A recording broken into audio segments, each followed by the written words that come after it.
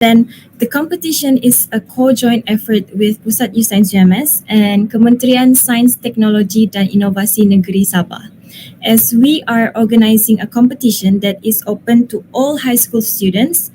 The aim of this session is to deliver information that are related to e-waste, and the focus would lie on the impact of electronic waste to the environment. And on the other hand, this webinar would also help the participants of the e-waste innovation competition to gain more understanding about the theme of e-waste. And more importantly, the webinar is to let the audience know and acknowledge the effects of electronic littering. Hence, while talking about the competition, allow me to entertain you the details about the competition. So these, as you can see at the screen, these are the posters or flyers that we have posted out. And then, first of all, it is an e-waste innovation competition, and our team had distributed and posted all the flyers and video promotion about the competition on our official Instagram and Facebook page account. So to check for more information about the competition, you may search our Instagram account at msaums.official, and then you may also search at Pusat U-Science UMS. And then the competition will be open starting from today, which is 10th of October until the end of month, which is 28th of October 2021. And then you have plenty of time to register. Yet, this competition will only be open to high school students all across Malaysia. So, great prizes are waiting for you, so don't miss the chance to participate in the competition. We will also provide a certificate to the advisors or the teachers who are guiding the students throughout the competition. And then here, I will present to you our video promotion about e-waste innovation competition. So let's give us a moment to show you the video promotion.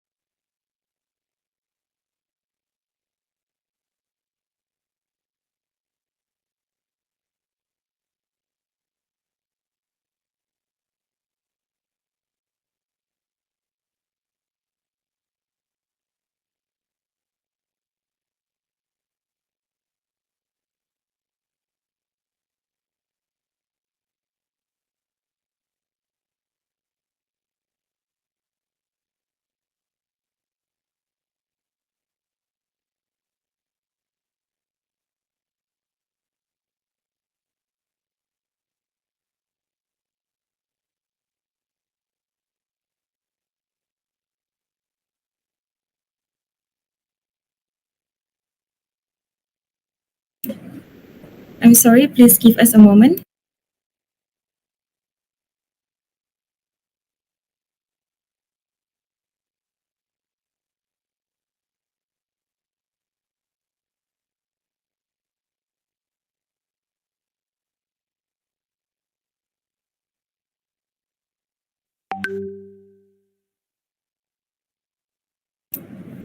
We are going to share a video promotion. Let me share it first.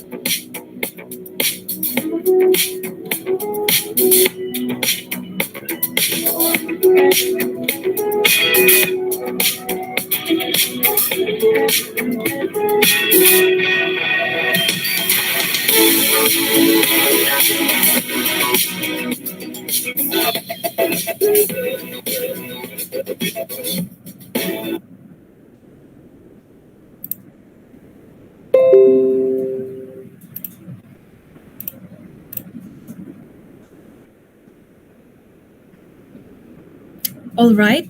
That is the video promotion for our competition.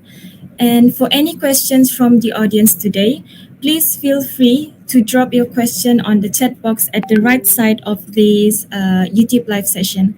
And please be informed that for today, we will also provide you with an e-certificate. However, it will be given to you if you fill in the form through a link which will be shared at the end of the program today. So please stay tuned with us until the end. And then since this is a co-joint program with KSTI, let us watch the official video song by KSTI first. The name is Junjung Namamu.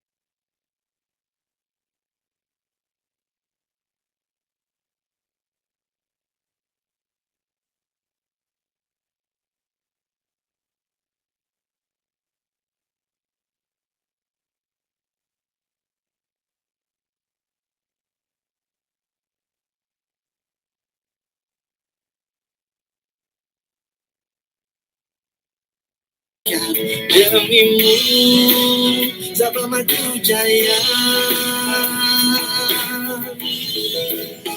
Kementerian Sains, Teknologi dan Inovasi melahirkan generasi intelek dan inovatif. Kementerian Sains, Teknologi dan Inovasi melahirkan masyarakat berbudaya tinggi. Teknologi sains diutamakan, inovasi terus dipajukan.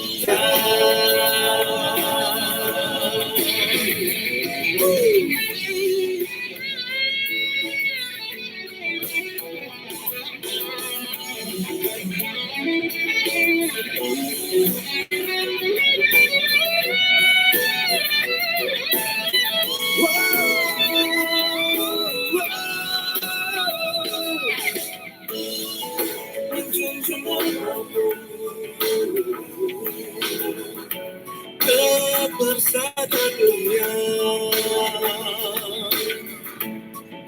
ku rela berkorban demi negeriku. Ku pegang janjiku rakyat tanah airku, baktiku curahkan demimu. Sabah maju jaya, maju jaya. Kementerian Sains Teknologi dan Inovasi melahirkan generasi intelek dan inovatif. Kementerian Sains Teknologi dan Inovasi melahirkan masyarakat berbudaya tinggi. Teknologi sains diutamakan, inovasi terus dipajukan.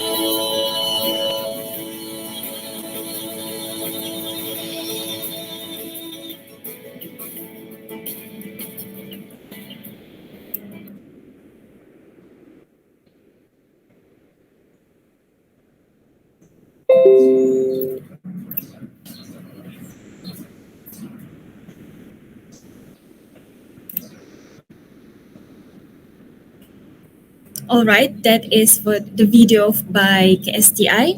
And then we from MySTEM Ambassador UMS and Pusat U-Science UMS are very grateful to be given the chance to do a program with Kementerian Sains Teknologi dan Inovasi Negeri Sabah. Now the time has come. Let me introduce to all of you our special guest speaker that will convey the topic e-waste, the impact to the environment. With us today is a distinguished academician, Dr. Robert Francis Peters. He is the Deputy Director of University Malaysia Sabah Eco Campus Management Center, and he researcher of the Institute for Tropical Biology and Conservation. And he is a senior lecturer at University Malaysia Sabah as well. And Dr. Peters authored many scientific papers ranging from plant ecology and wildlife distribution to environmental education and appreciation. While he started out his career as a biologist, a licensed nature guide, his doctorate degree is in communication media studies, and it focused on the interpretative processes in the acquisition of information to the formulation of knowledge. And we are very honored to have Dr. Robert today as the guest speaker for our opening webinar. So we would like to show an immense gratitude to Dr. Robert for lending his time to be our speaker in this program.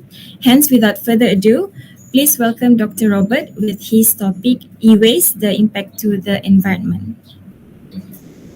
Please, Doctor. Hello, everyone. Thank you, Yanti, for that kind introduction. My gratitude to the organizer of this webinar today for giving me the opportunity to share with everybody my personal experience, my knowledge on matters relating to impact of to the environment, particularly on matters relating to e-waste itself lah. All right. There are many ways for us to actually explore this topic lah. We can just chit chat about it. We can have lots of questions. But like for me, what I would like to do is that I would like to present to you using a PowerPoint presentation tool so that you are able to see some facts and figures. And then, of course, allowing me also to present to you some video clips that would be useful for everybody to understand. Because you see, again, our experience is immense. And sometimes saying it out isn't enough until we're able to see a lot of things at the same time. So, this particular session, my chat with you, which probably would take about 45 minutes or just a bit over, would be exploring that. And I would like to start the process by asking permission from the host so that I can put up my PowerPoint. Would that be okay? Yes, Doctor, please do so. All right, thank you very much. All right, ladies and gentlemen, boys and girls, allow me to share with you my slide presentation.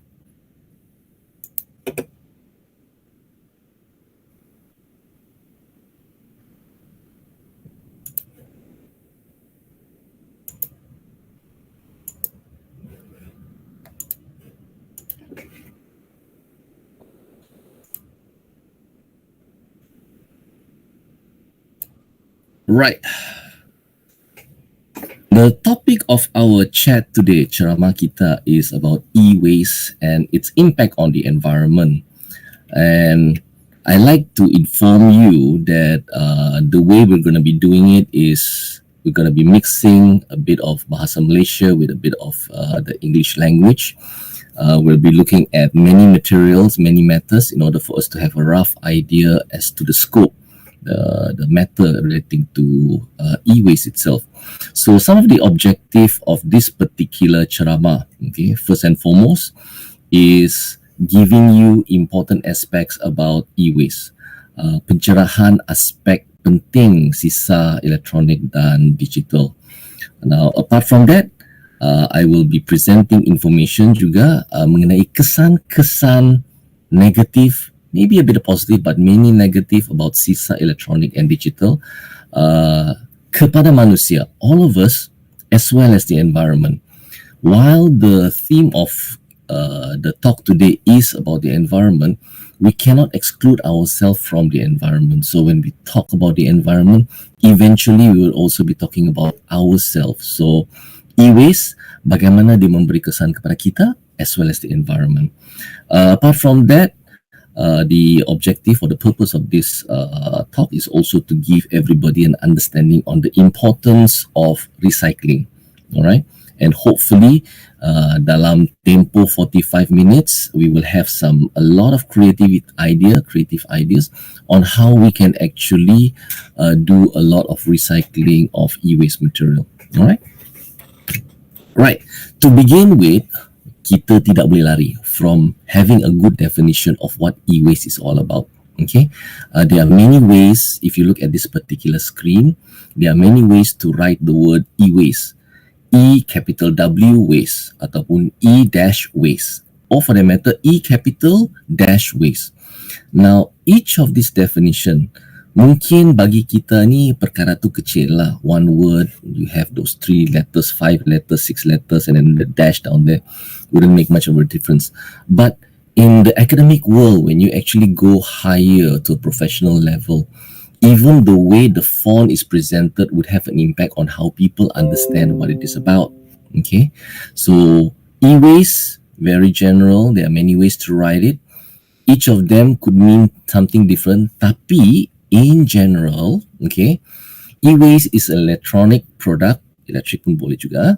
Is electronic product that are unwanted, not working, bracket broken, and old or obsolete or near at the end of its useful life. Now, that's the most important part. Now, the definition states that e-waste is things that are not working. Okay, just because they're not working doesn't mean we have to throw them away. Maybe if we do one repair, then it will be working. Then again, it may be something that is already still working, but we no longer want it. We want to give it to somebody. We want to throw it away. That is regarded as e-waste juga. So the definition of e-waste is quite fluid. It's quite big. It includes barang-barang yang rosak. It includes barang-barang yang kita tidak pakai, tidak rosak tapi kita tidak pakai. It includes barang-barang yang baru tapi kita tidak mau. That is how e-waste can be defined as. Okay, so it includes barang-barang seperti computer, television, air conditioner, washing machine. These are regular stuff. Old stuff adalah seperti video recorder, video player contohnya, copy, photocopy machine copy. Dulu-dulu we have printer only for papers. Now we have printer, copier, scanner all in one. So both the new and the old can be used, but obviously a lot of people prefer to have the 3-in-1 as compared to what we have right now. So those are all also electronic and electrical waste, and that can be considered as e-waste if it is broken, if we no longer want to use it, or if it is at the end of its life and it's impossible for us to use it again. Okay, so those are all definition of e-waste. In Malaysia, okay, we are very fortunate. Hal-hal tentang e-waste ni kita mula sedar as early as year 2000, maybe even earlier, because there are many cases in our other countries about contamination, negative impact of e-waste on human as well as the environment. So much so that in 2005, Malaysia actually created a law known as the Environment Quality Bracket, Schedule Waste Regulation 2005. And under this particular law, it was defined that e-waste is what? It was defined where does it come from, and it was defined what sort of impact would it have, as well as kalau orang buat mistake, orang sengaja buat benda yang tidak bagus, then how can the law take action? How can penalty be given? Alright, so under this law, e-waste can be divided into two types of e-waste. Okay, it can come from kita punya rumah, our own household e-waste, and it can also come from industrial sector e-waste, big-ish machineries, big factories, for example, factories that make computer. Obviously, they would have certain parts that they no longer need to use. Maybe things broken while manufacturing, thing broken up. So that is also regarded as e-waste if they're not going to be using back again. So e-waste comes from two sources in Malaysia. Okay, comes from our house and comes from the factory, nowhere else. Okay, now the matter about and why it concerns all of us is not because we have something that is broken and it's just taking up space. No, it is because there are a lot of chemical components, metal components inside down there that either could be benefiting to us, and if we throw away rugi saja, or for that matter, if we don't look after it, it will actually give us more harm.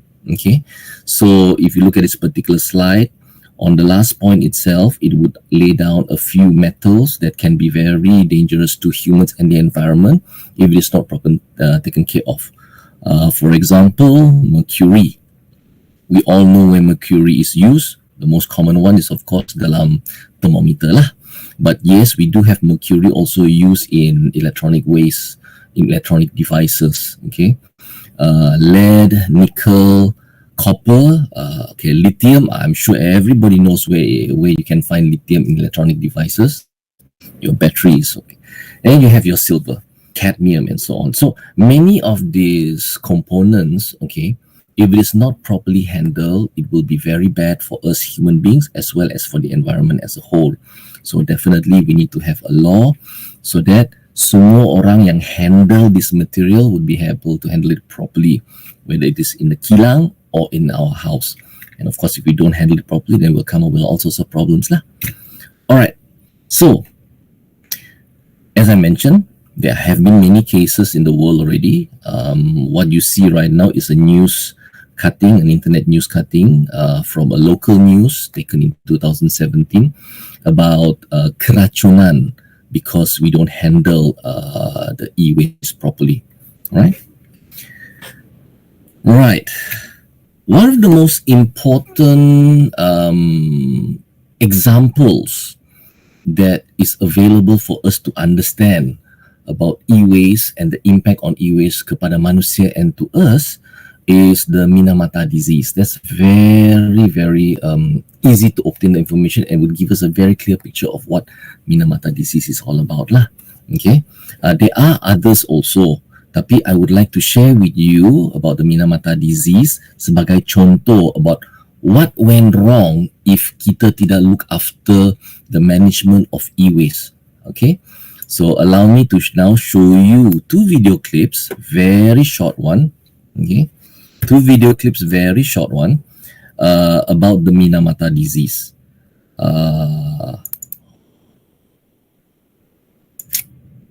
Right.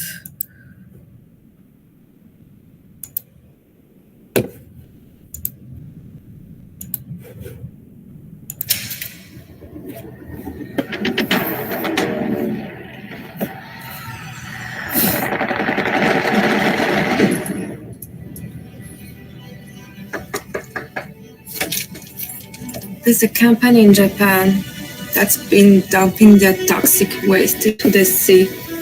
The people need help. We need global attention. We need you. I'm the greatest photographer that Life magazine has ever had. But you aren't. You're the single most impossible photographer that Life has ever had. Listen to me, I need the pictures, Gene. Bring the story home. The cover-up is going to be as much of a story as the story itself. この人は一人で来た。You cannot let your emotions run the show. Go home. 人類最後の戦争にしようじゃありませんか。ケンさんとお照らしな方 How would I be? The Native Americans, they believed that a photograph would literally take a piece of the subject's soul, but it can also take a piece of the photographer's soul.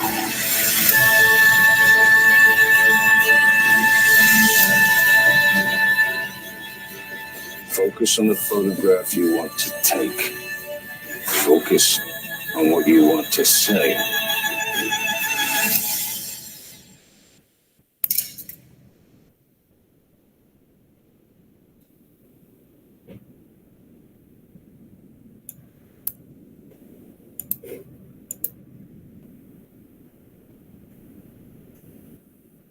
Short video clip, very short, less than 1 minute. It looks like it's a movie that's supposed to come out. Yes, it is a movie. Basically, I have a lot of interest, and one of my interests is also about communication media, as what was mentioned by the host. So sometimes a movie would be a lot easier for us to understand what's the situation, right? Of course, there are those of us who love to read books lah. All right. Allow me to share with you another video which is probably more relevant and makes more sense in our particular matter. Short one too.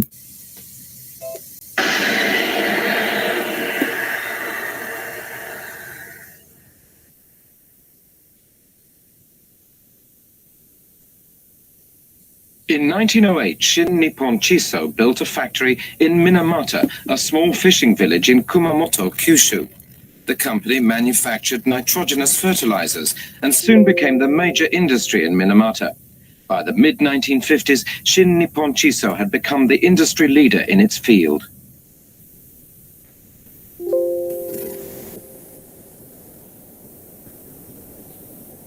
In 1954, the Sanitation Office of Minamata City began receiving reports of an unknown epilepsy-like affliction, which has since become known as Minamata disease. Since the cause of the disease had not been identified, patients were isolated to prevent spread of the disease. Minamata disease is a neurological condition. Mercury poisons the central nervous system, damages the sense of balance and motor skills, which leads to increasingly intense body convulsions and ultimately death.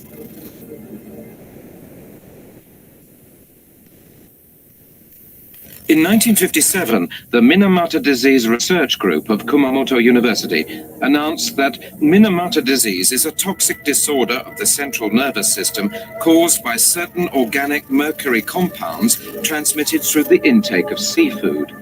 They isolated organic mercury as the sole cause through a series of experiments on cats.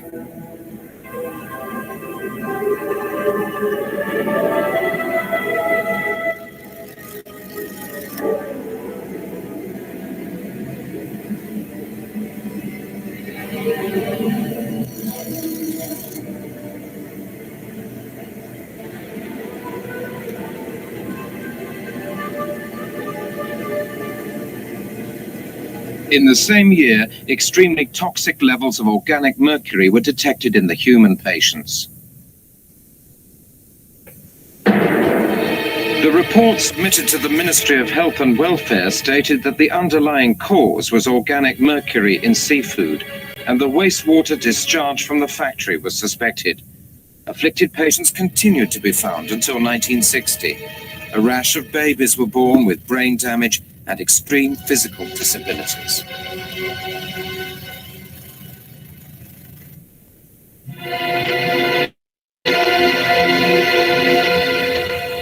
The governor of Kumamoto requested a voluntary ban on catches of seafood from the bay.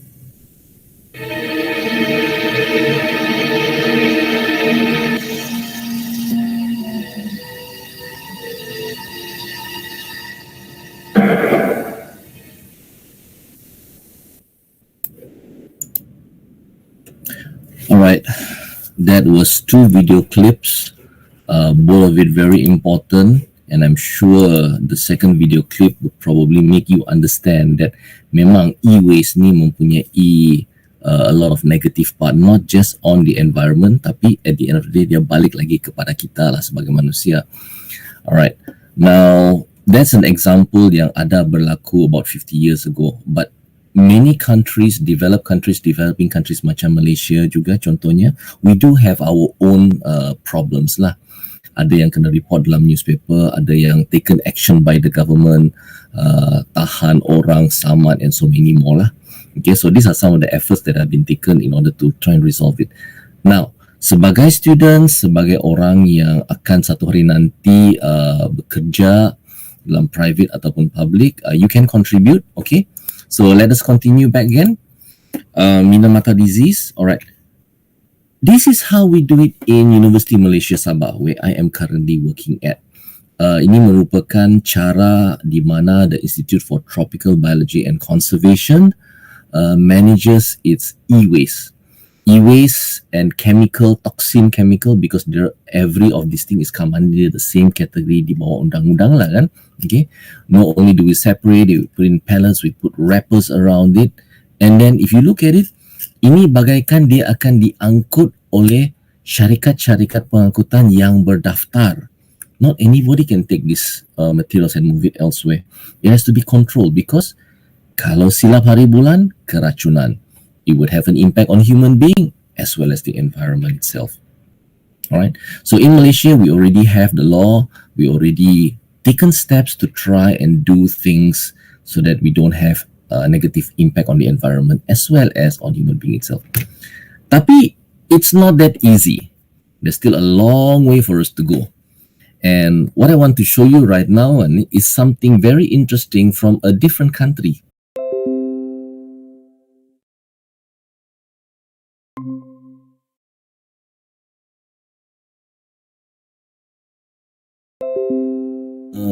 Memang banyak yang rosak, so people would throw that away. Not only that, when the winter is very cold, the house become very damp. There's a science aspect to it, becomes very damp. Lepas tu baju cepat rosak, electronic devices boleh rosak. So eventually, in Australia, many council have made a plan that September and October, they would allow houses untuk buang semua barang-barang mereka. E-waste, goods, now and as well as gardening goods lah. Okay, so gambar on the top right menunjukkan how it is arranged. Seminggu dalam 1 bulan, they would say, okay, please put all your stuff outside, put it nicely di sana. Lepas tu our management council people will go there and pick it up.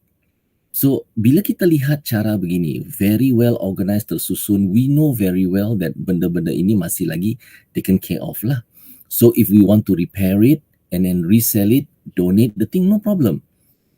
It's also very easy to manage because dia tersusun. In Australia, for example, memang mereka recycle dia punya household garbage. Mana yang boleh pergi landfill, makanan contohnya, they would do that.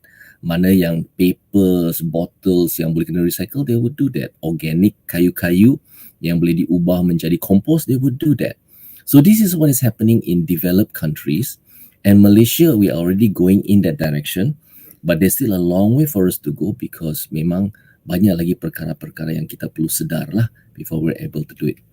Alright, here's a personal question to all of you. Alright, what have you done with your old phone? Did you throw it away just like that? Now, if your question is that I'm too young to have a phone, my parents won't give me a phone. Okay lah, I understand.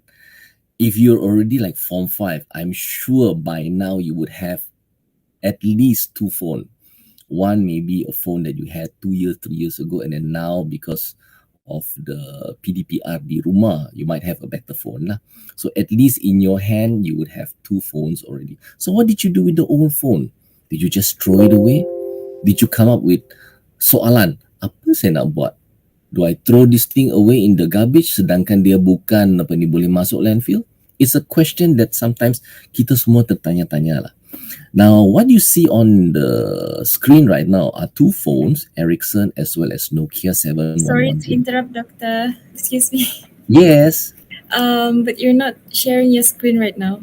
Is it? Yeah, we cannot see it. I see. Okay. That's all right. At least it's good because it's only a picture of, okay? It's a picture of an old phone. Okay. All right. It's a picture of an old phone. And what I would like to ask here and is that, what have you done with your old phone? Now, here's where I like to share my part, okay? I had this phone.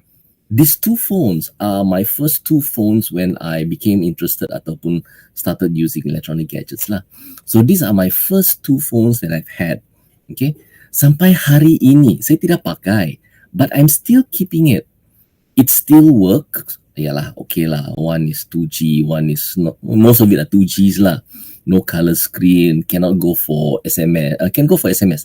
Cannot go for the other social media. No choice. It's too old. But I don't throw it away because I don't know how I should throw it away. The batteries I can throw and I have thrown it away. Masa UMS lakukan collection of e-waste. But components seperti ini masih berguna, masih boleh digunakan. I am keeping it aside because I have interest on matters dealing with electronics. Just to let you know, yes, seperti saya juga, sometimes I'm a bit puzzled. What am I going to be doing with my electrical device? Kalau dia rosak, if dia rosak cuma one component can repair, might as well repair lah. Tapi kalau tak, there's a lot of questions that some of us probably are facing right now. Okay, so as I was saying, kalau kita bernasib baik, ada program oleh majlis daerah ke ataupun dewan like for example Dewan Bandaraya ke, okay lah, then at least we have an opportunity to throw away our e-waste in a proper manner.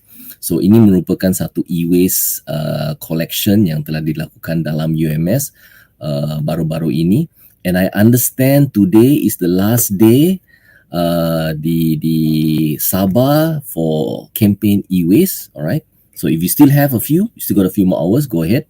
Alright, now if it is carried out properly, bagus. But for your information, okay, less than 25% of e-waste dalam masyarakat recycled. The rest of it, sama ada kita tidak tahu apa kita nak buat kah, or for that matter, we just simply throw it away dalam normal garbage, assuming that that's probably the only way for us to do. And that is a big problem because if we look at negara-negara maju, okay, even though the e-waste is very small in comparison to other types of waste, maybe 2%, but the amount of toxic materials inside the e-waste itself is tremendous. Okay, it is amounting to at least a few metric tons of toxic waste actually masuk ke dalam tanah every year.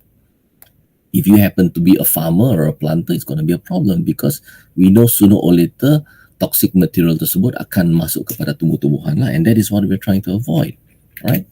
So, less than 25% of e-waste is recycled, even though it's only a small amount of e-waste go into the landfill. For example, phone anda yang lama dibuang dalam tong sampah saja. But the problem is that every particular electronic device has a lot of components and some of it can be toxic.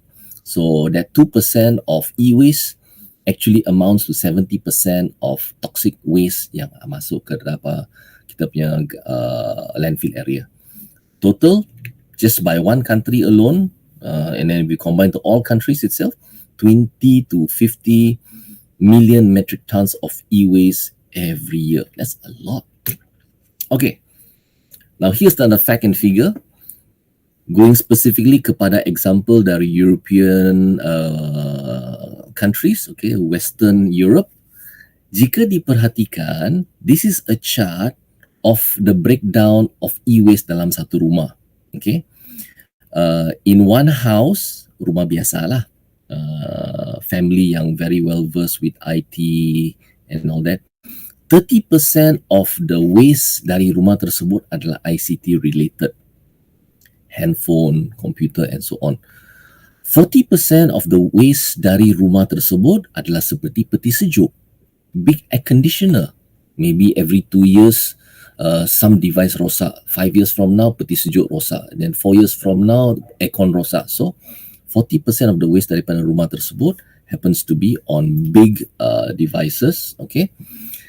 Lighting, lampu-lampu pandai rosak, that's only about 2%. Okay. Toys, yes, we do have toys. You know, electric cars, toy cars, remote control. Itu about less than 1% itself. But this particular pie chart gives you an idea on what sort of waste yang memang masuk kepada landfill, and obviously how are we trying to improve kita punya situation. Are we going to be doing all of it kah, ataupun kita fokus kepada benda-benda tertentu itself. Alright, I'd like to show you one more video to give you an idea that sebenarnya keadaan di Malaysia tidaklah seteruk yang kita sangkakan. Okay.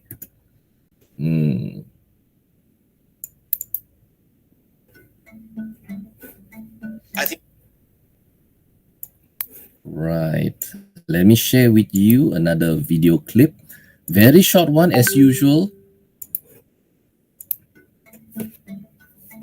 I think we have seen an amazing boom in the adoption of personal electronic devices over the last decade.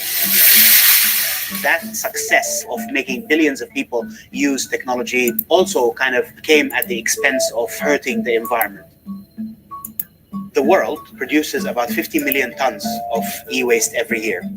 Humanity is contaminating things that are not easily replaceable in our planet.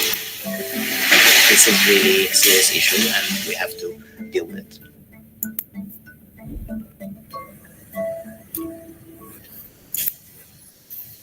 I'm Mohammed Al-Fatatri.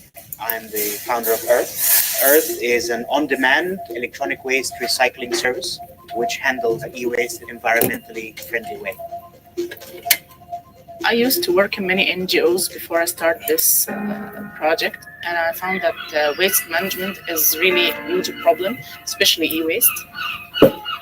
A lot of people don't know that it is really, really harmful to throw the electronics in the regular trash.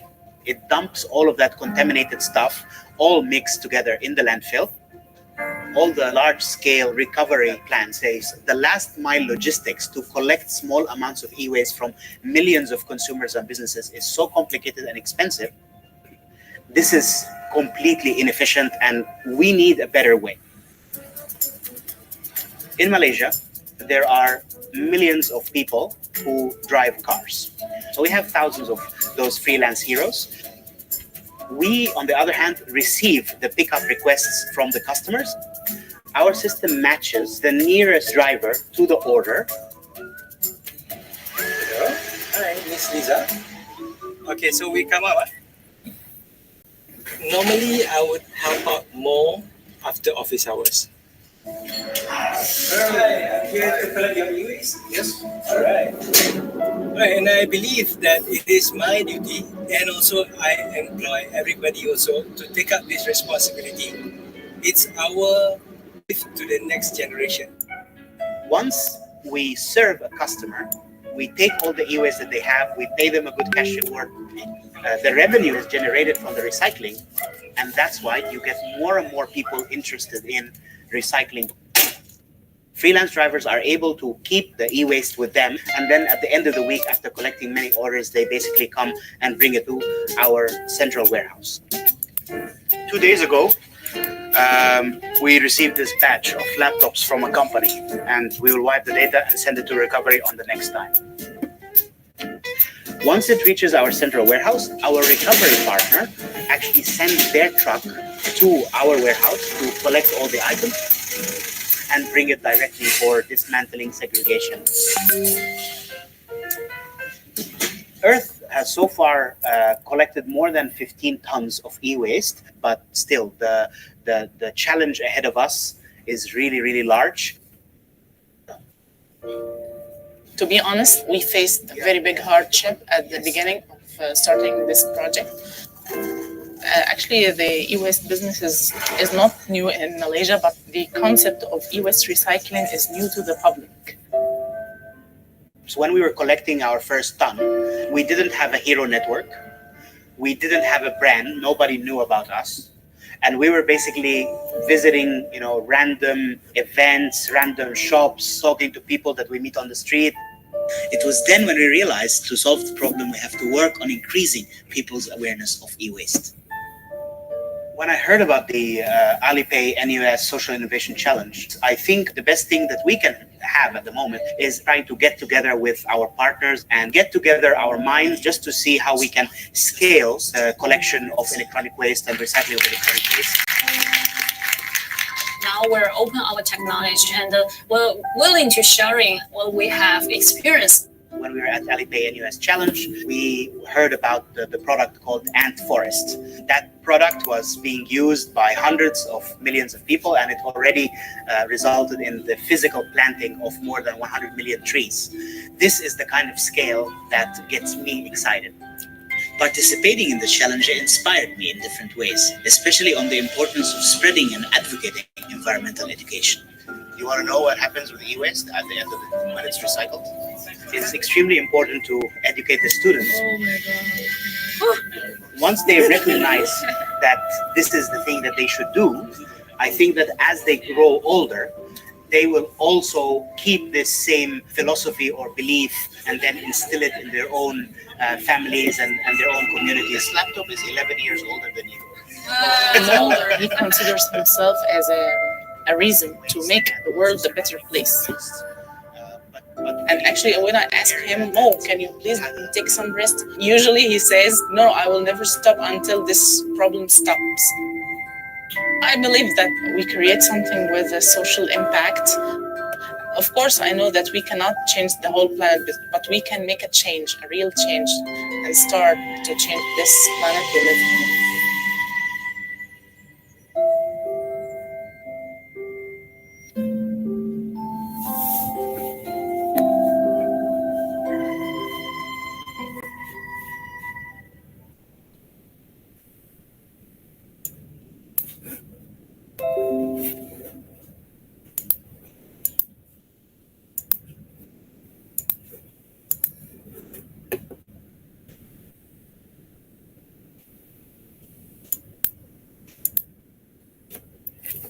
All right, we're back again. So that was a very simple video clip yang menjelaskan projek yang dilakukan dalam Malaysia, how one family, or for the matter one husband and wife, are taking the initiative untuk bukan sahaja buat e-collection, okay, tapi but at the same time dia buat inovasi menggunakan application on the handphone untuk dapatkan sokongan other people untuk buat collection, which selepas collection dilakukan, mana-mana electronic goods, okay, e-waste lah, yang masih lagi cantik, take it apart, we can maybe salvage certain materials, and at the end of the day, later on, ensure that the thing doesn't go into the landfill. Kita kurangkan all these problems. Right. Now, that requires a lot of information, a lot of knowledge, okay, and yes, pada ketika ini, when we are studying in school or maybe when we go into the university itself, whether you're in the engineering firm, field itself, or maybe you're in the biology field itself, you might feel that how can we do e-waste? How can we manage e-waste in a manner if our field is only kepada environment or maybe kepada engineering sahaja? In actual fact, anything to do with e-waste requires a lot of understanding dalam bidang science, technology, as well as the environment, all into one. Okay, and it doesn't have to be just science subject. It can be a mixture of everything. Now, when I mentioned that I was one of the few lucky ones many years ago, going into the forest, Danum Valley, the Lahadatu area, okay, happened to see a wild Sumatran rhino many years ago. That was like 20 years ago. All right. It was very difficult to see the animal.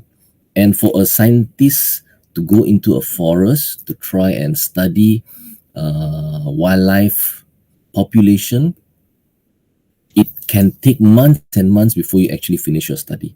Yes, we can use electronic devices, camera traps, cameras that you set in the forest itself that would be triggered bila ada animal pass by.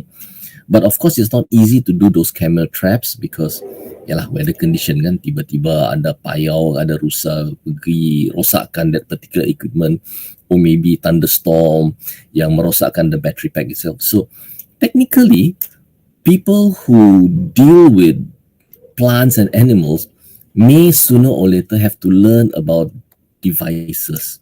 So like for myself juga, being interested in the subject matter, I was able to learn about apakah komponen-komponen elektronik yang selalu rosak. Alright. For example, what you see on the screen right now, on the left side, the tall black circle cylindrical thing, that's a capacitor. Salah satu capacitor. On the right hand side, it's batteries. And I'm sure every one of you have seen how battery spoil. But capacitor, if you look at it, it's only one particular small portion, a metal plate at the top, rosak. And then after that, that's it. You can't use it anymore. Many of us already have our TV replaced. And the TV replaced, I'm sure the electrician would have said, "Ayah, sir, your TV is spoiled. The power supply is spoiled. Very difficult to get a replacement unit." But in actual fact, maybe it's not everything spoiled. It's only that capacitor yang spoiled. So if you have the knowledge and the skill, what needs to be replaced, the TV can be used like normal. So if you are able to do that, you reduce one TV from being thrown into e-cycling center. Ataupun tiba-tiba for many of us who's not sure how to do it, kita buang sih dalam tong sampah lah. Alright. So, now we're coming to an important part dalam kita punya ceramah hari ni lah, which is about recycling, downcycling, and or upcycling. Bila kita cerita about the environment, the impact about the environment, how e-waste would have a negative impact on the environment, at the end of the day, we must also figure a way out. Bagaimana kita boleh solve the problem. And towards the last part of this particular ceramah, the solution is very straightforward. You either recycle, you downcycle, or you upcycle. Recycling. Well, phone lama kita, recycle. Put a new battery. If the screen is broken, fix it, and then give it to your brother or your sister. Give it as a present to somebody who doesn't have a phone and probably might want to start learning how to use a phone. That's recycling. Or maybe you can actually downcycle it. Maybe daripada menggunakan telefon to call your friends, maybe you use it as a active action camera. Maybe you put it as a camera, a closed circuit camera in your house, so it acts like a CCTV. That can be done. All you need is just a few apps and then voila. Your old handphone can be converted, can be used as a CCTV. That's one way of doing it. Recycling and downcycling. Apart from that, if you're very creative, you have a mind of, opening up things, why don't you, modify that particular stuff? Take it apart. Whatever that can be recycled, let it recycle. Whatever that cannot be recycled or you don't feel you want to recycle, upcycle. Now, what you have here, for most of you lah, okay, most of you may not recognize this particular component. You have here a Apple computer yang in the 90s version. Okay, you have an Macintosh Classic, and then the lampshade is actually a computer that has been dismantled, and then the casing of it has been adjusted so that it becomes a light. The components inside it obviously can be recycled for its metal, but rather than throwing all the parts away, maybe you can upcycle the thing and make it into a lampshade itself.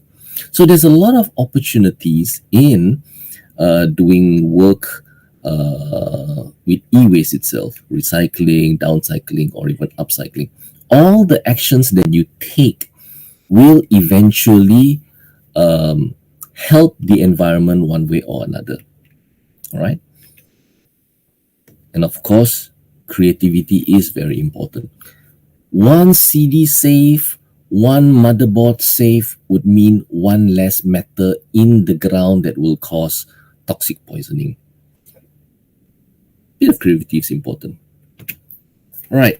Here's something that I like to share with you before we call it a wrap for our talk today. Now, many of us are trying to extract materials from the ground, minerals, iron, petroleum, and all that. But did you know that some plants are very efficient in collecting certain types of materials? Okay. Take, for example, the two species of plants that I've put up on down here. Okay. Alcium morelli, as well as Philanthus balgoni. These are two plants. One, of course, is the South African version. The other one is found in Malaysia. Okay. And then these plants are very effective in extracting nickel from the ground itself. Now, by having these kinds of plants planted around, say, landfill areas, then if there are some sort of contamination down there, we can be assured that it will not be very bad. Okay, if we can recycle our e-waste material, why do we need to create a new mine to mine them?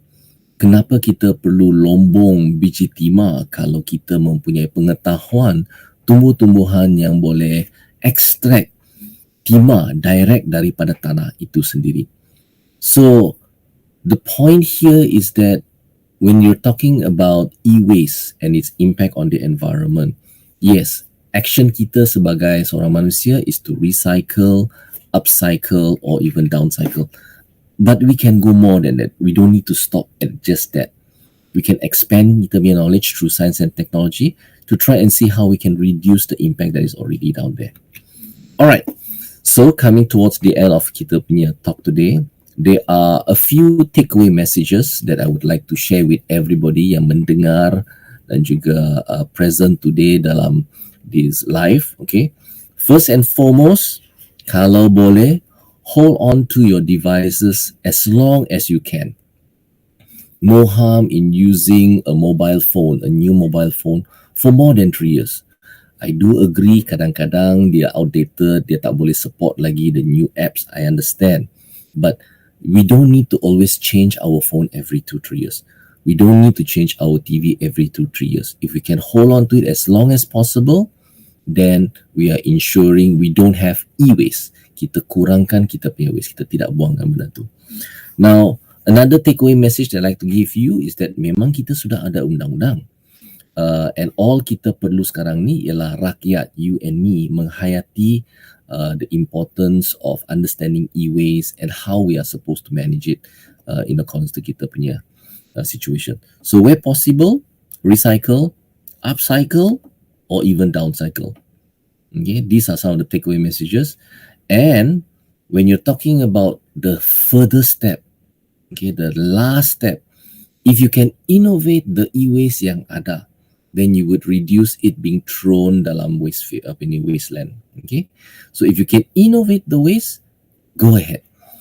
And also, please think about the possibility bahawa innovation of e-waste tidak semestinya after you throw the e-waste away. No, tidak. It can begin seawal dalam rumah bila kita bawa benda tu keluar daripada bilik kita, or kita bawa keluar daripada kita punya rumah. The moment you've decided that it should be thrown away, you can already innovate e-waste. Whether the way you throw it away, somebody you separate it out, break it apart, take whatever that is relevant to be thrown as plastic recycle or not, that's your choice.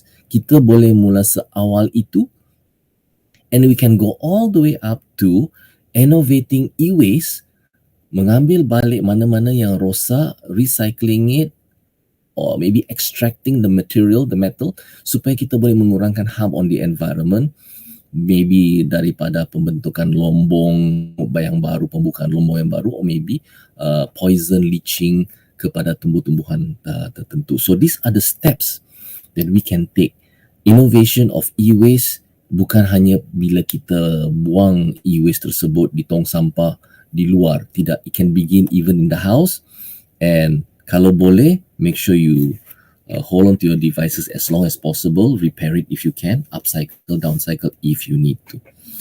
So, with that, ladies and gentlemen, students, friends, I'd like to thank you for your time and your attention in giving me this opportunity to share with you my take on e-waste and its impact on the environment itself, looking from many perspectives.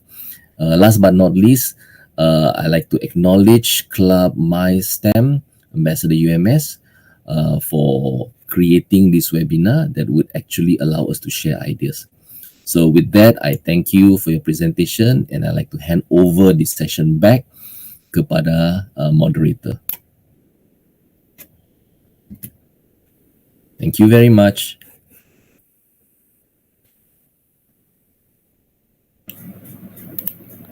Okay, thank you very much to Dr. Robert for the information conveyed about the topic. It was very interesting and a wonderful topic and very well presented today. So the information that was delivered is very relevant with the electronic debate.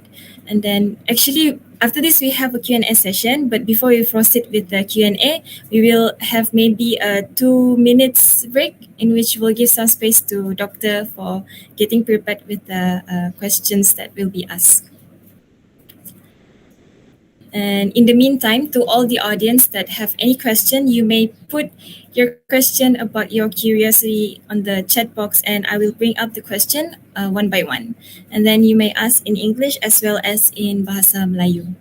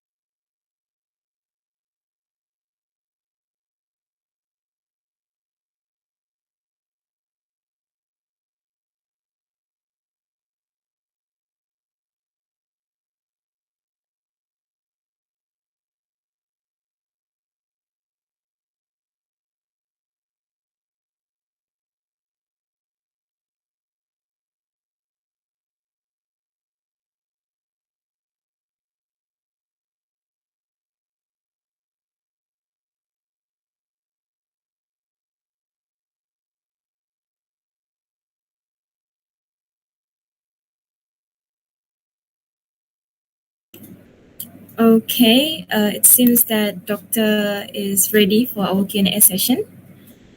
Can I read the very first question, Doctor? If you're okay? Okay. And then we invite for some question to be answered by our guest speaker today that was sent to us during and right now. So allow me to read the first one. The first question is, how do I recycle and dispose of electronic scrap in Malaysia?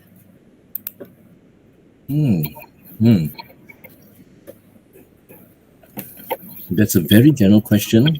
It can be applied in many situations. How do you recycle and dispose of e-waste in Malaysia? All right. Based on the current situation, disposing of e-waste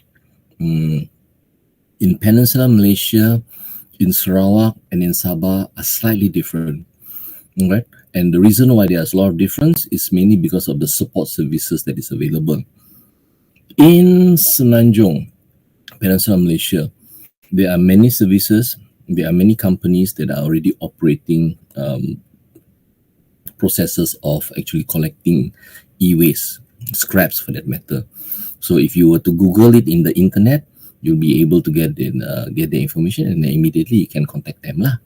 But like for Sabah and Sarawak, particularly Sabah, because we don't have a collection center, a licensed collection center under the government, therefore what happens is that you would have Dewan Bandaraya, maybe Majlis Daerah, that would actually be creating campaigns. Okay, annual campaign. Like for example, right now there's already an annual campaign. It's been carried out. It's been ongoing since last month. Okay, whereby last month it was based on big companies, big organization, and then this month it's meant for the public lah.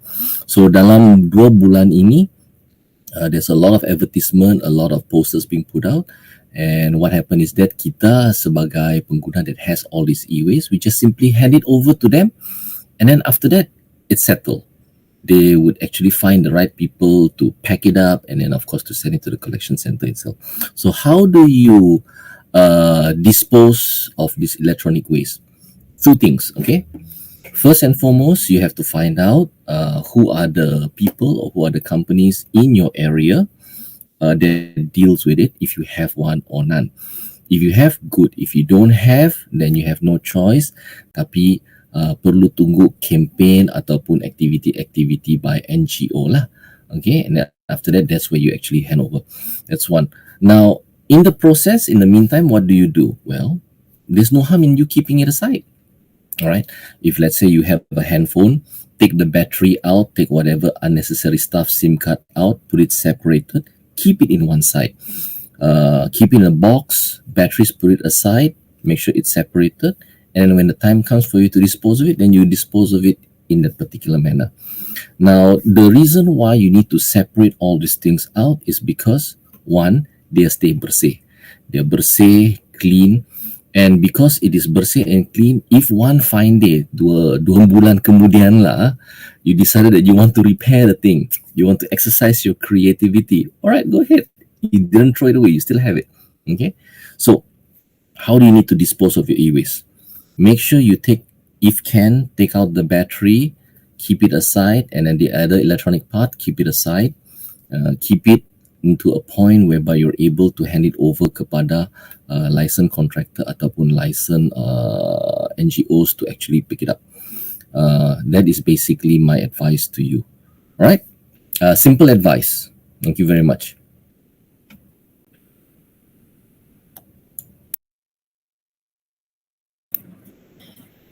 All right, Doctor, I received another question from the FB Live. What is one of the main causes of e-waste?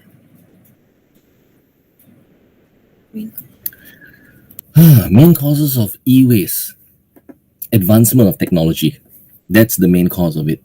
You see, if you look at kita punya grandparents, okay, peti sejuk yang mereka ada can last for about 20 years, okay.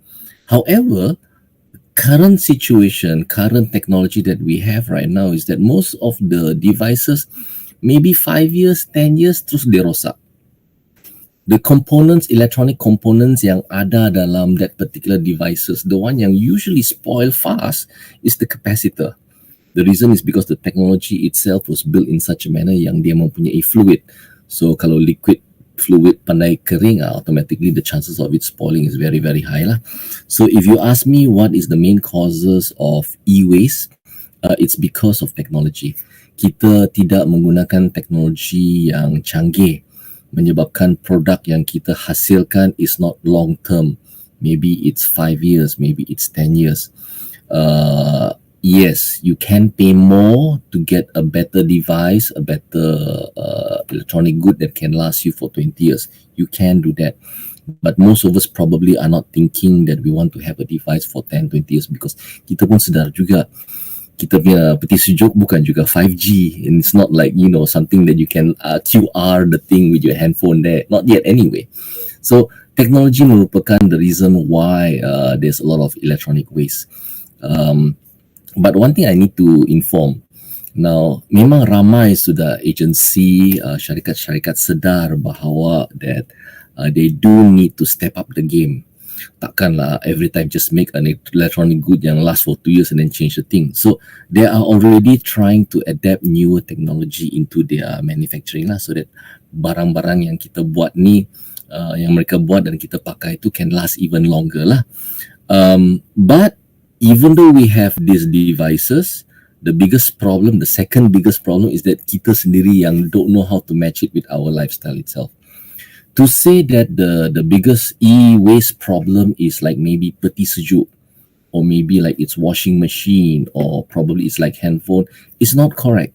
Simply because apa yang kita ada di persekitaran kita ni kan bergantung kepada kita punya lifestyle. Handphone is already a necessity. So to say that e-waste is coming from it and it is a major contributor kepada e-waste is not correct, because it is a necessity. To say that the other devices such as peti sejuk is a major contributor because they're besar, okay, is also not correct, simply because kalau kita have the opportunity and the skill to take it apart one by one, the only thing that you cannot recycle is the foam yang ada di bahagian the wall of the fridge. The rest of it, the plastic, the compressor, the coil, all can be recycled itself.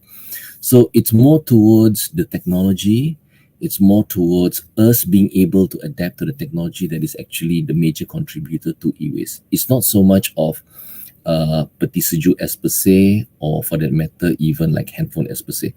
No doubt, pie chart yang telah ditunjukkan at the beginning of the ceramah did show that 40% is for peti sejuk and then 30% is ICT. But those are matters that can be thrown away. They don't take into consideration recycling activity after barang-barang tersebut dibuang lah.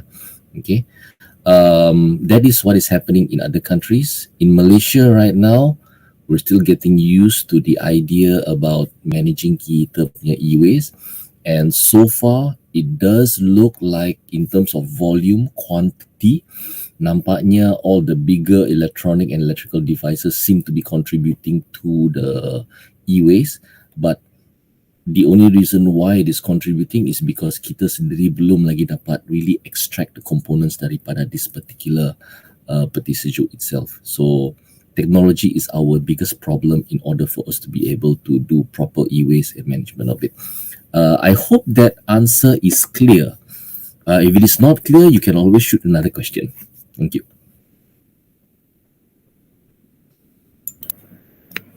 Yes, thank you, Doctor. That is very informative.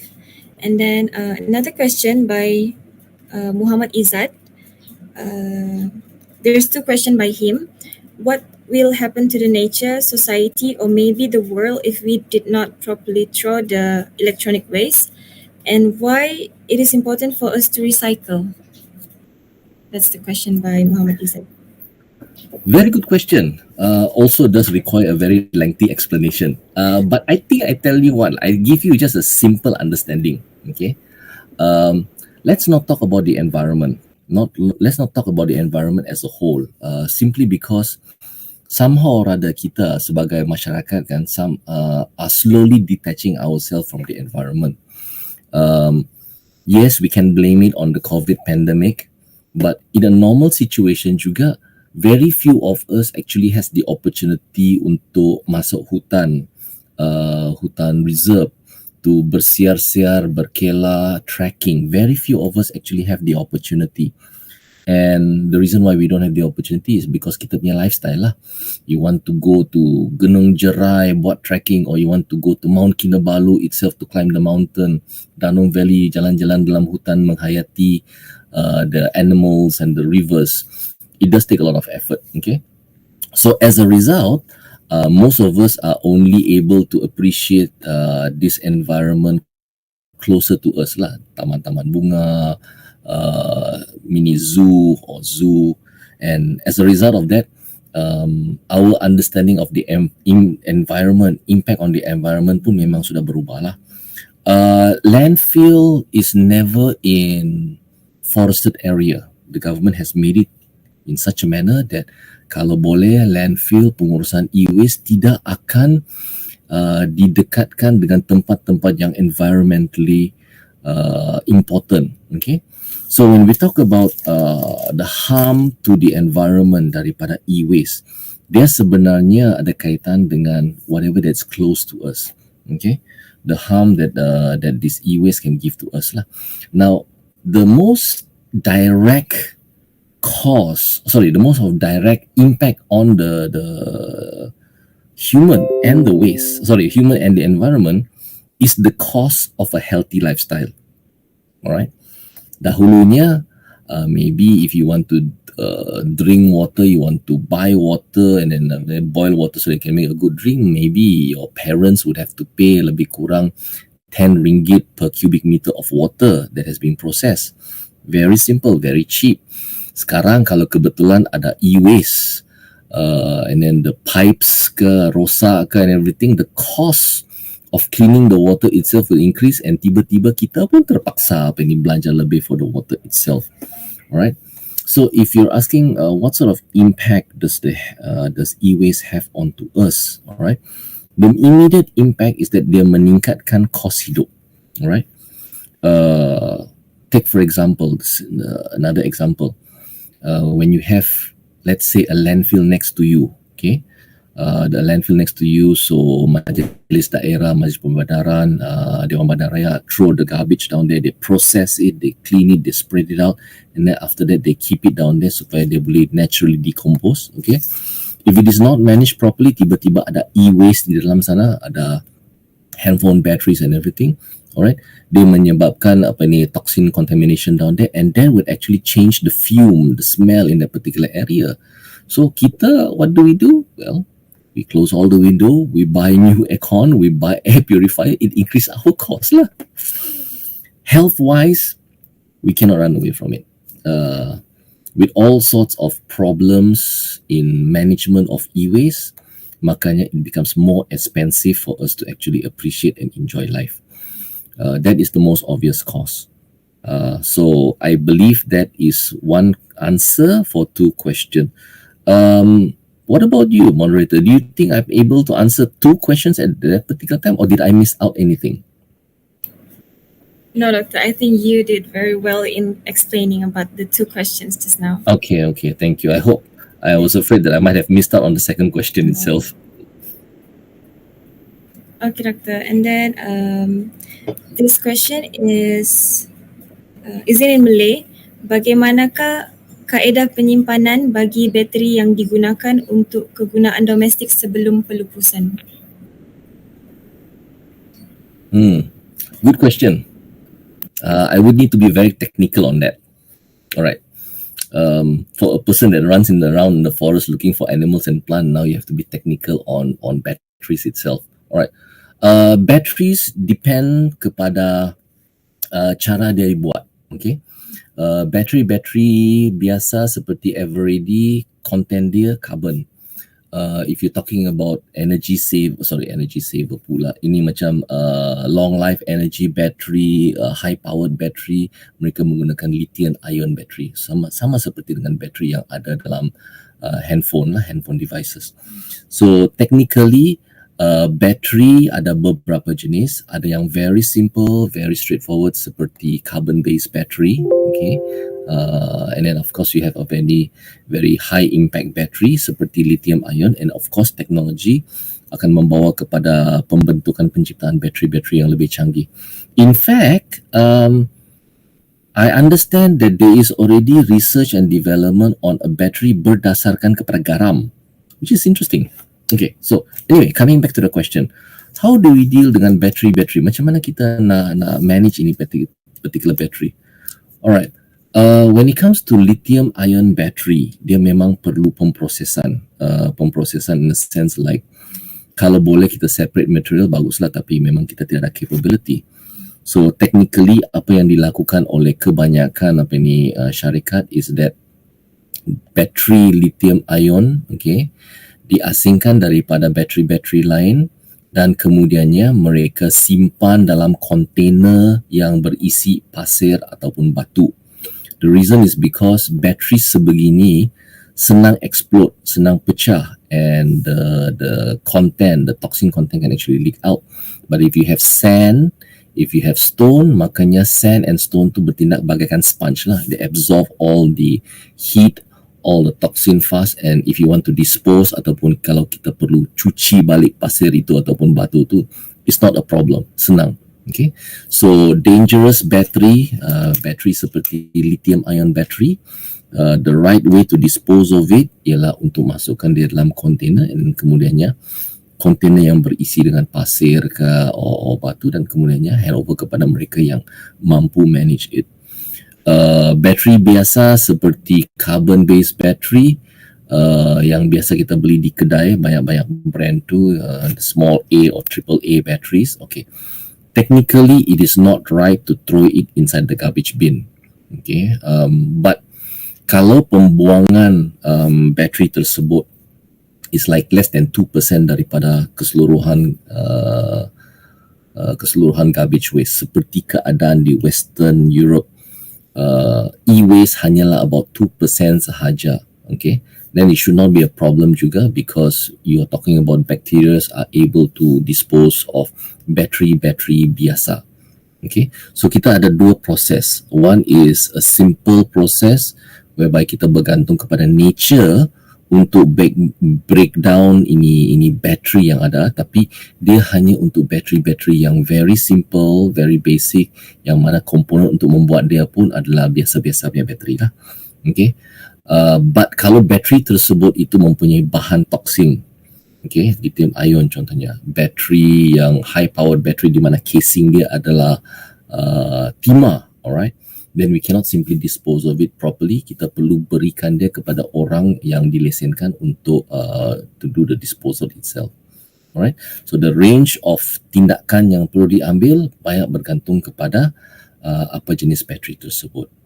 In most cases, dangerous battery kita jaga bagus-bagus dan kita beri mereka yang berlesen. In simple battery where we know the environment can take care of it, can break it down, then nothing wrong with actually us putting it inside the waste bin, since it is only about less than 2% of the whole thing. Right?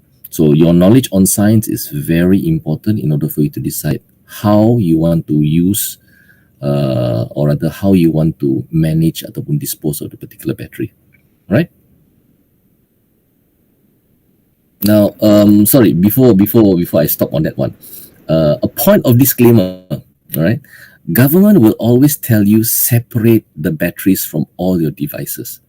The reason is because ada baiknya kalau bateri tersebut good, yang simple battery ataupun yang very heavy duty battery diasingkan, okay, daripada devices, simply because cara kita nak recycle battery is very different daripada cara kita nak recycle benda-benda lain. Okay, so government would definitely expect you to process the battery very different daripada angkat dan buang, begitu saja. Alright, that's my answer. Thank you. Alright, Doktor. And then ada soalan lagi. Adakah bateri terpakai kereta juga tergolong dalam e-waste dan adakah ia boleh dihantar kepada pusat pengumpulan e-waste untuk tujuan pelupusan? Okay, thank you. Thank you very much for the question. No, bateri kereta tidak boleh digolongkan sebagai e-waste. Bukan kerana dia tidak memenuhi syarat definisi e-waste. Actually, it can be. But the reason why they don't want to consider it as e-waste is because cara kita nak recycling battery are far more easier daripada electronic waste yang lain. So kalau itu bateri dikategorikan sebagai e-waste seperti yang biasa, makanya dia menyukarkan pemprosesan ataupun recycling of car batteries, for example. Okay, if you had a chance to look at many YouTube channels, video clips about battery kereta recycling, you would see that ada lebih kurang 3 atau 4 jenis bateri yang berbeza-beza. Ada yang liquid fill, ada yang dry cell. Dry cell is very interesting. Okay, bateri kereta biasa pun very interesting juga. Dry cell interesting in the sense like, kalaupun dia totally dry, okay, dia belum lagi 100% rosak, okay.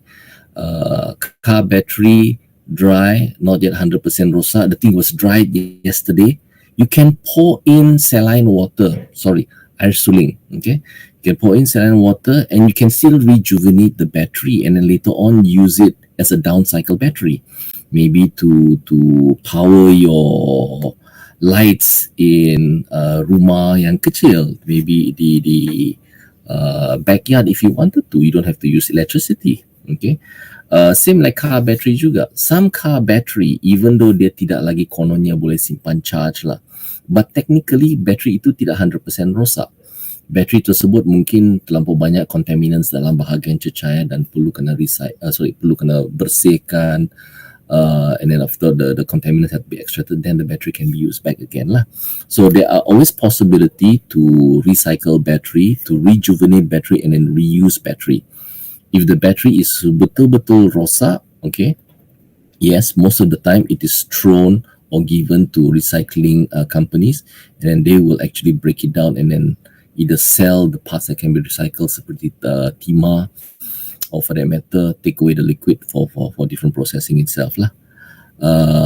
Basically that is how people recycle battery, and dia tidak akan dikelompokkan dalam e-waste yang lain-lain simply because pemprosesan dia adalah different, and untuk memudahkan pengurusan company, memudahkan pengurusan kerajaan, makanya it is better to separate both things together.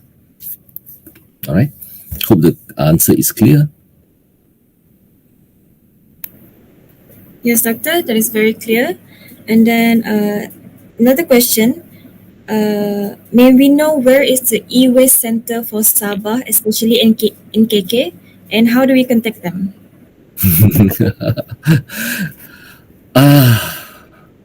I am very sorry to say, this is also a question that I do have, okay. Sehingga hari ini di Sabah belum ada lagi license collection center. Very sad to say that lah. Jadi apa yang dilakukan di Sabah is that NGO, mainly NGO dan beberapa agensi kerajaan, okay, akan buat beberapa kempen dan lakukan collection di tempat-tempat tertentu. Contohnya di Bandar Kota Kinabalu, the collection center for now dalam masa kempen ini ialah dekat dengan Dewan Tun Fuad, kalau saya tidak silap, di tengah-tengah bandar. Di daerah-daerah lain mereka mempunyai different center untuk buat collection pada bulan-bulan tertentu, and it is based on campaign. Tindakan ini terpaksa diambil sedemikian rupa simply because, as I mentioned, kita belum ada licensed collection center di Sabah. Now, licensed collection center hanya boleh diwujudkan if first and foremost we have the right people, the right technology and the right facility inside here. And unfortunately, Sabah belum ada lagi lah. So, like yourself, tindakan yang saya ambil, my family ambil, is that mana-mana e-waste yang kami boleh simpan, kami simpan for 1 year, 2 year, and then when we know ada campaign, then we will actually give it kepada mereka yang urus campaign itu tersebut. And to my knowledge, for the past 4-5 years, nampaknya di Sabah kita adakan ini campaign collection yang quite consistent lah. I don't know sama ada itu akan mengujar, okay, ini usahawan untuk slowly wujudkan collection center yang berdaftar dan dengan kerajaan. I don't know. I do hope it happens. I believe the government is definitely looking forward to mana-mana syarikat ke usahawan ke yang ingin lakukan ini sebagai satu bentuk kerjaya ataupun satu bentuk perniagaan. But as far as I know, sekarang ni tidak ada lah. So it's a bad news, but we take it with a pinch of salt. kita harap yang positif di masa akan datang. Alright, thank you for the question. Okay, Doctor. Thank you. And then I think this is probably the last question that we have. So I wanted to ask, is it okay to plant nickel plants instead of flowers? As we usually recycle most items as vase for my mom's flowers. Can you please repeat the question, because I couldn't hear the words. What was it? Nickel plants or nickel plant? Couldn't be sure. Nickel plants. To plant nickel plants instead of flowers. That's an interesting question. Would it be better to plant the kinds of plants that can actually extract mineral? There's a pro and con to the answer. Okay, you see, when plants uptake mineral into the leaves or into the flower, and then after that the colors become different, kan? While it makes the plant much more attractive, stronger, okay, we have to take into consideration how is the plant going to be beautifying kita punya rumah lah. Is it just an ornamental plant inside the house or outside of the house? Okay, if it is an ornamental plant inside the house, maybe it's a bit risky, because kita tidak mau pula tiba-tiba you're talking about oxygenation lah and all the other chemical process menyebabkan the metal inside down there pula circulate in the air. So to answer your question, it all depends on the purpose of the plant itself. Okay, if the purpose of the plant is for beautification of the environment, no, it's not a good idea, because basically there are more plants that can actually serve that particular function lah. Tapi kalau kebetulan lah, the house that you have right now, kebetulan maybe 10 years ago pernah lah kita tanam tintin yang buruk rather than throw it away, kan. There was one particular campaign di mana kita tanam tintin dan tidak buang dia dalam tong sampah, because dia boleh menyebabkan luka, licin and everything. So kita tanam, right? Now, if the purpose of the plant is to try and pulihkan tanah yang mana tempat anda telah tanam tin 20 tahun lepas, 10 tahun lepas, yes, go ahead, no problem. It's a good idea. Dia menyebabkan kesuburan tanah itu normalize itself. So the choice of plant that you need to have in your house depends very much on the function of the plant. Untuk kecantikan kah, ataupun untuk tujuan maintain the environment itself. You base your choice on that one. Alright? Thank you. Okay, thank you, Doctor, for answering those questions and for the amazing presentation just now. Although it's kind of sad and disappointing for the audience to hear that we don't have any e-waste center in Sabah yet. But then from the information presented, we as the audience have gained a lot of knowledge about e-waste, which is electronic junks, or easily understood as electronic appliances that are that is not used anymore, and electrical appliances that are broken. So if the electronic waste is not handled well, there are dangerous chemicals components in the electrical appliances, such as the thing that you mentioned before, mercury and lithium. So this is probably a soft reminder to the audience that will be participating in the e-waste innovation competition. You have to create or innovate something by using electronic junks or broken and unwanted electronic things. For example, a broken washing machine, a pen drive maybe, and old unused television.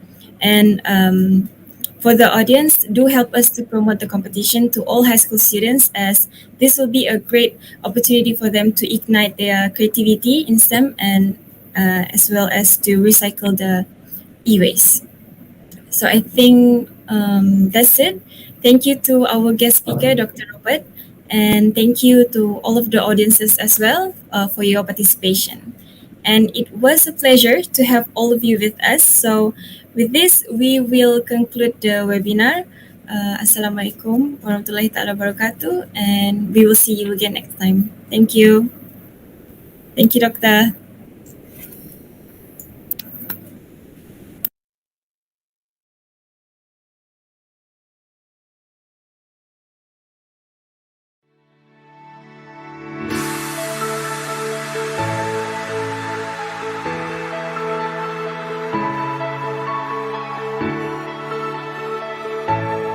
the link form so that you can fill in your attendance and then you can get the e-certificate after that.